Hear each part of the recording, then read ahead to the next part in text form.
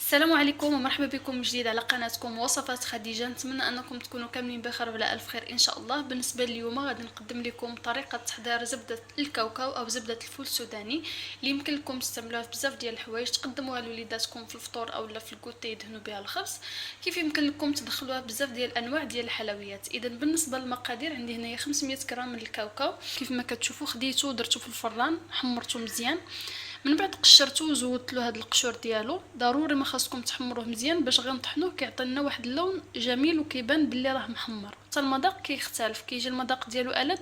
بالنسبه الى قشرتوه ولاحظتوا بلي ما محمرش مزيان، كتاخذوه كدهنوه بشويه ديال الزيت اولا بشويه ديال الزبده وكديروه في مقله وكتحطوه فوق البوطه مع التحريك المستمر حتى كيبان لكم بلي راه تحمر، من بعد غادي تستعملوه. اذا عندي هنايا 500 غرام من الكاوكاو. اول حاجه غادي ناخذ كاوكاو نطحنو.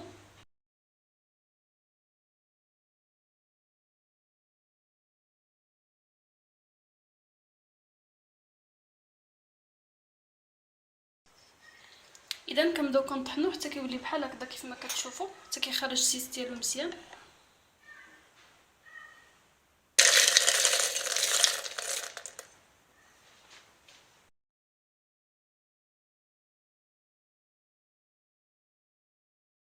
دابا من بعد ما كنطحنوه نتوما كتشوفوا القوام ديالو كي داير، كنبقاو كنطحنوه حتى كيخرج الزيت ديالو مزيان.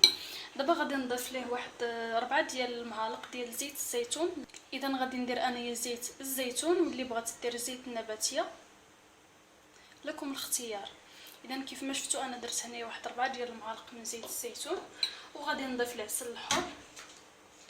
كتضيفوا العسل على حسب الذوق ديالكم، انا غادي ندير هنايا تقريبا واحد 2 ديال المعالق كبار.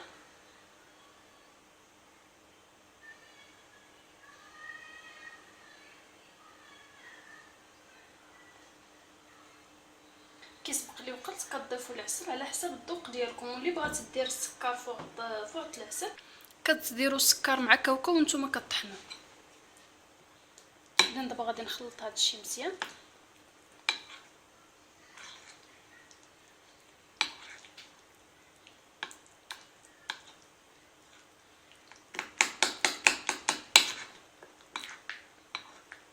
بالنسبه لزيت الزيتون راه المذاق ديالها ما كيجيش باين وما كيجيش مشهد بتاتا في هاد الزبده ديال الكاوكاو، داكشي علاش غير ديروها، ما تخافوش ما تقولوا هكا غيجي المذاق ديالها مجهد او لا قوي او لا ما يقدوش وليداتكم ياكلوه.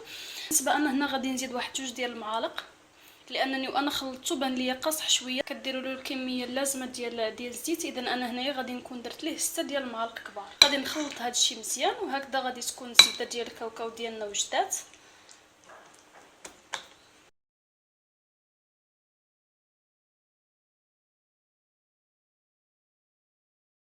اذا هاد الوصفه هذه كيف ما كتشوفوا فيها بزاف ديال العناصر اللي مفيده وغنيه، وصفه صحيه 100% لكم والاطفال ديالكم. نتمنى انكم تجربوها، وان شاء الله غادي تجربوها وما تبقاش تخطاكم، تبقاو ديما توجدوها. كتحتفظوا بها فقط في المطبخ بلا ما ديروها في الثلاجه، كتخليوها هكذا في حراره المطبخ باش كتبقى لكم ديما في هذا القوام هذا، لانكم الا دخلتوها للثلاجه غادي تزيد تقصح على هكذا. بالنسبه للاخوات اللي غادي يديروا كميه كبيره من هذه الزبده هذه، مع الوقت غادي تلاحظوا باللي راه بدات كتنشف هكذا شويه، كتاخذوها وكتزيدوا ليها هكذا زيت الزيتون، كتخلطوها شويه وصافي ما كيوقع ليها والو. نتمنى هذه الحلقه هذه تنال الاعجاب ديالكم وتجربوها.